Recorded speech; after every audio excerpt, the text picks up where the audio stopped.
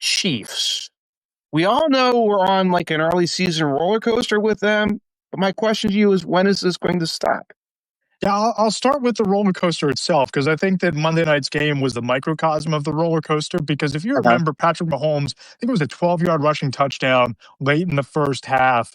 A text from an NFL scout who I'm friendly with just came across my phone. He texted me just as Mahomes was doing the Superman celebration in the end zone. He said, "quote Ruh-roh for the rest of the AFC. There goes that man again. If they get Mhm. everybody back, it'll be a problem for the rest of us on the AFC side." Unquote. So Mhm. that was what came to me. And then you saw what happened with the collapse, late in the game. You saw the Mahomes pick six to Devin Lloyd. You saw Yeah. Trevor Lawrence, be the benefactor of Harrison Butker kicking the ball out of bounds on the right Right. sideline.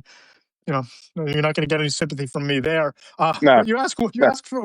for when the roller coaster ends. I think we're going to know when we sit down for our Thanksgiving dinner and waiting for Cowboys and Chiefs to kick off. Here's the Okay. schedule coming up: Lions, Raiders, Commanders, all at Arrowhead over the next three games. They finally get on a plane to go to Buffalo. That's the big test. At the Denver Broncos, who are going to want to, drive a stake in their heart if they have the opportunity to. And then you get the Colts at home. So you pick your head up after those next, six games? I think Six that's games. when we know, right?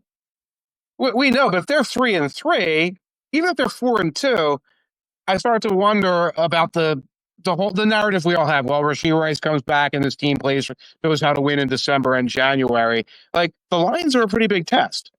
Oh, for sure. Yeah, no Right. doubt.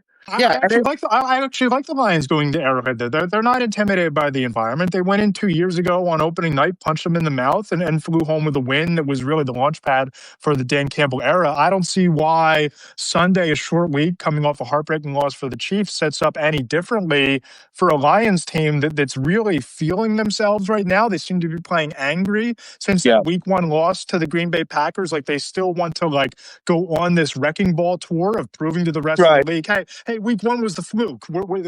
Hey, Ben Johnson, look what we did to him. We don't need him no more. Look what we're doing now without him. It just seems like Dan Campbell's going to have his guys ready to play. But, the reason that the narrative still remains, even if they lose to the Lions, Mike, is no, who's running away in that division? Maybe the Right. Broncos get hot. The Chargers, they're not a perfect squad. The Raiders have become irrelevant. The narrative can carry because I don't think anybody else is getting carried away on that side of the bracket.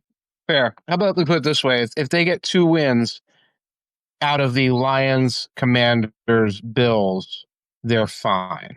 Same old Chiefs.